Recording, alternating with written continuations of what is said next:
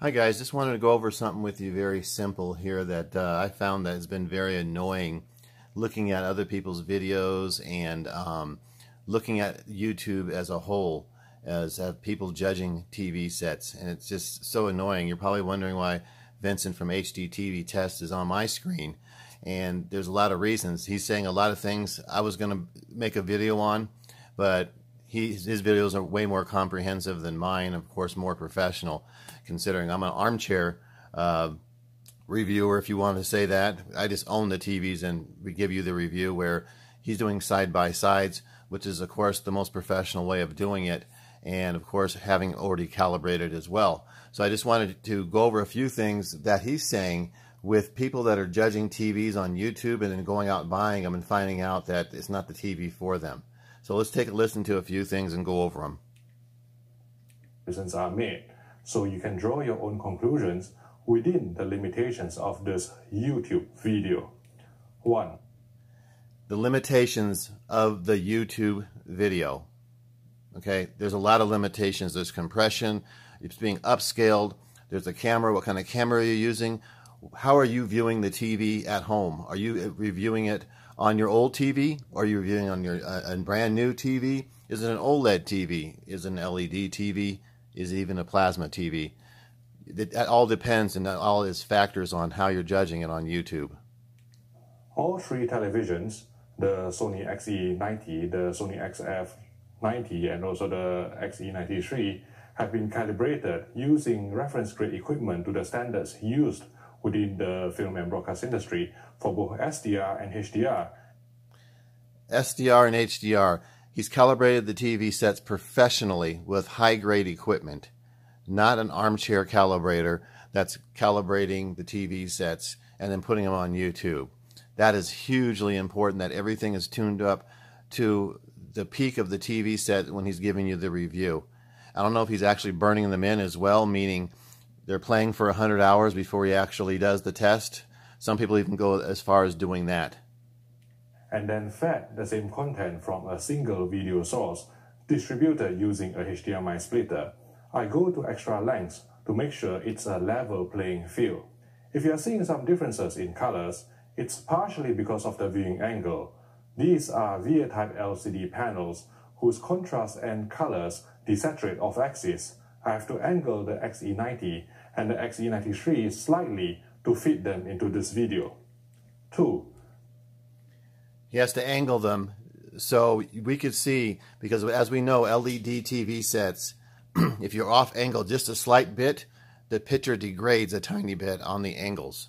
The camera I'm using to film this video has a limited dynamic range, but these are HDR televisions, so the camera he's using has a limited dynamic range, meaning you're not getting everything from the TV you're looking at and comparing it with the other TV set.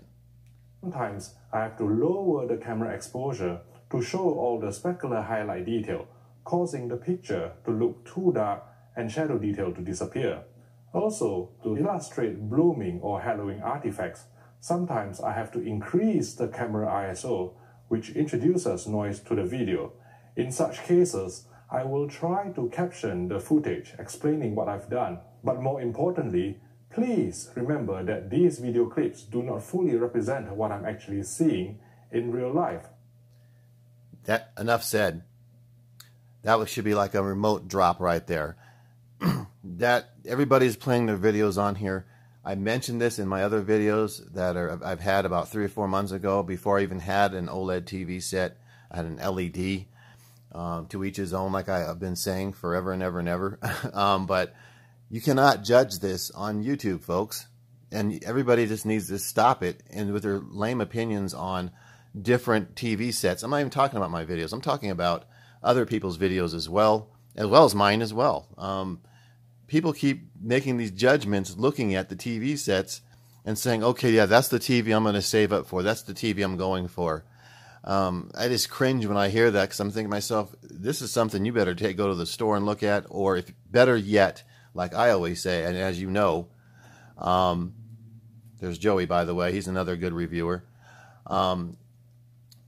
You better to go and look at the TV, bring it home, test the TV, once you test the TV, then see if you like it. If you don't like it, there's something you don't like about it, take it back. Get another TV set. I've done this 17 times, as you all know. So what better way to see if you like something than to test it out yourself? And stop judging people on YouTube, because you're going to get burnt every time you do that. So please, please, please listen to my commentary and don't judge the picture quality solely from these video clips. 3. Although it may not be apparent from the camera because of how these TVs are arranged, they are all 55-inch models, which is important when it comes to assessing the quality of upscaling. TV manufacturers. Notice he's using all 55-inch models. There's not one 55-inch, one 65-inch.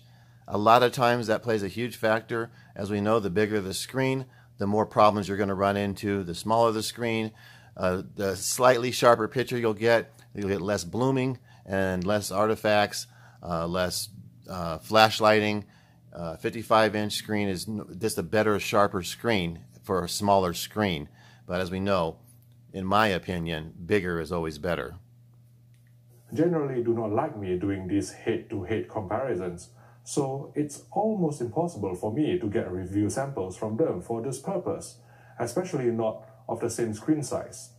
And on this note, I would like to thank Richer Sounds Manchester for loaning us these 3 televisions. All right, thanks Vincent, and go see Hdtv Test. They have outstanding videos. This is my go-to guy right here to get a full balanced review of TVs on YouTube. Okay, so this is in my opinion, this is the main guy right here to has the best equipment and the best way to get an unbiased opinion. Now, I know there's other people out there that think he's biased and paid off and all that, but I think as a whole, you know, and there might be some truth to that. He might be slightly paid off. Who knows? I don't know and don't really care. But I do know that people watching these videos, they're just trying to buy the best TV that they can afford without getting bamboozled. I said that before in my other videos.